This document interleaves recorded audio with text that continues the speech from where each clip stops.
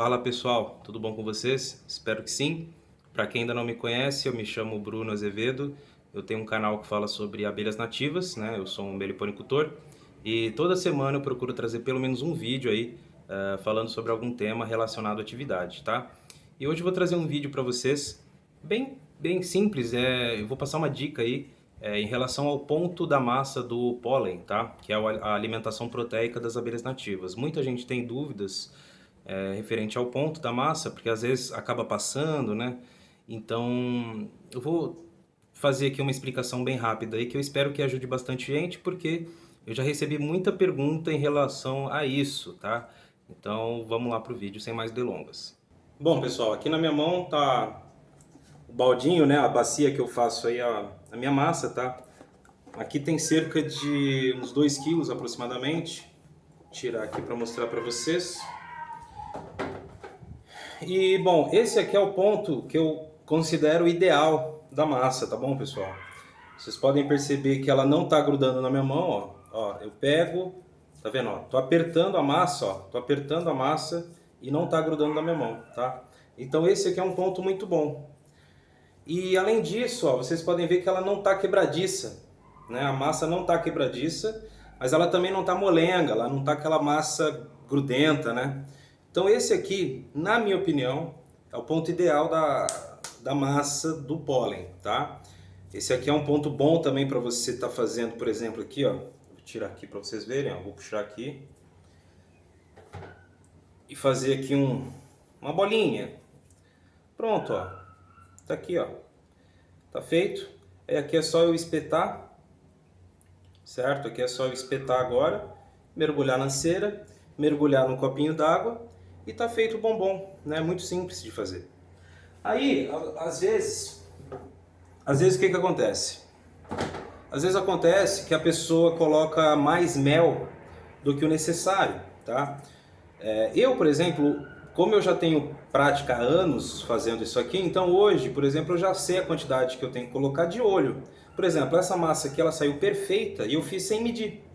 Eu joguei lá o pólen, joguei a quantidade de mel no olho, sem medir mesmo, sem pesar nem nada, e ficou perfeito, porque eu já tenho essa prática. Às vezes acontece de passar um pouco, por exemplo, a massa fica muito úmida.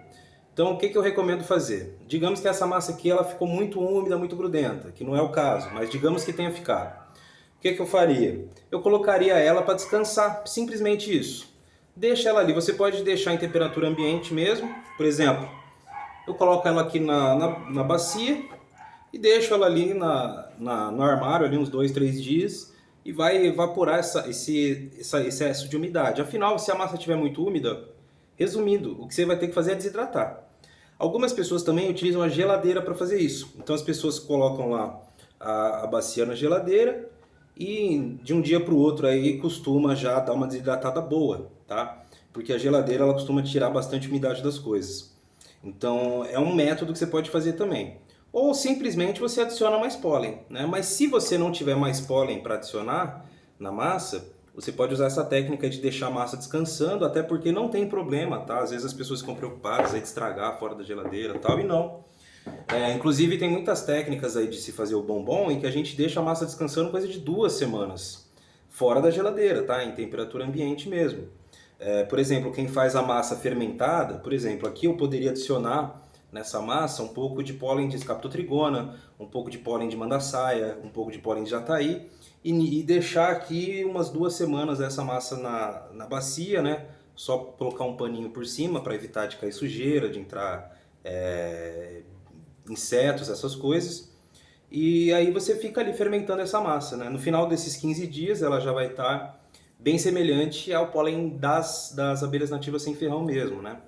Então é uma dica bem prática para vocês. Em caso dela ter ficado quebradiça, muito simples de resolver também. Só adicionar mais um pouco de mel, tá bom? Uma coisa que eu não recomendaria também é que assim, às vezes eu já vi pessoa colocar água quando a massa fica um pouco quebradiça. Para mim fica ruim quando a gente mistura água na massa do bombom. Eu já vi receitas com água, por isso que eu estou falando isso. Tem receita que vai xarope e tal. E assim, eu não gosto de utilizar porque fica mais difícil de ficar a massa assim, ó, por exemplo, sem grudar na mão, a massa bonitinha, perfeitinha. quando você coloca xarope ou água, ela não fica desse jeito. O mel, ele dá uma liga muito boa para a massa do pólen, tá? Então, ao meu ver, é o ideal mesmo, beleza? Então é uma dica bem rápida e bem simples, beleza, pessoal? Assim que eu faço aqui os meus bombons, aqui tem, acho que, não deve ter 2 quilos não, mas tem quase 2 quilos aqui de massa, tá? E acredite ou não, isso daqui é só para alimentar as minhas abelhas, pessoal. Esse aqui vai inteiro, tá? Essa quantidade aqui todinha vai ser para alimentar o meliponário aí. E aqui dá para 1 mês e meio, mais ou menos, tá? De alimentação das abelhas aí. 1 mês e meio, 2 aí, dependendo de como continuar, né, a estação. Afinal de contas, infelizmente aí São Paulo tem uma arborização meio fraca em relação à qualidade de flora para abelha nativa, né? A gente tem muita planta exótica, muita planta que não é o ideal, né? A gente tem floradas também muito irregulares e é meio complicado. Então, por isso que eu costumo suplementar aqui as minhas abelhas com o pólen. E como também trabalho com divisões, tá? Costumo fazer bastante divisão às vezes. Para mim é muito importante eu estar fazendo isso aqui. Tem enxames assim, por exemplo, as jataís aqui em casa, as tubunas. Se eu quiser deixar sem alimentação, os enxames fortes, que já estão aí se virando bem sozinho há um bom tempo, é tranquilo, eu não preciso estar alimentando. Mas as mandaçaias, por exemplo, as abelhas que eu manejo mais, que eu faço divisão, por exemplo, enxames que eu faço transferência, aí eu costumo estar reforçando com o pólen, ok? Isso daqui é pólen apícola, tá? Pólen coletado por abelhas europeias, africanizadas, tá bom? E esse aqui, ó, é o ponto da massa. Vou deixar até mais perto aqui para vocês verem. Olha como tá macia, gente, tá vendo? Macia, mas firme ao mesmo tempo, tá? Esse aqui, na minha opinião, é o ponto ideal da massa do bombom de pólen, ok? Então agora, o que eu vou fazer aqui? Fazer as bolinhas, né? Que eu já expliquei no canal. No canal aí tem vídeo, gente, falando como eu faço o bombom de pólen direitinho, mais bonitinho. Esse vídeo aqui é mais para dar essa dica mesmo, tá? E depois, ó, olha que simples, olha, mão limpa, branquinha, não gruda. E fica muito maleável, ó, ó, ó. Olha só a qualidade, tá vendo? Bem maleável, ó. Mas não fica aquele quebradiço e também não fica aquele grudento, chato, que é chato de manusear, né? Esse aqui, na minha visão, é o ponto perfeito, ok?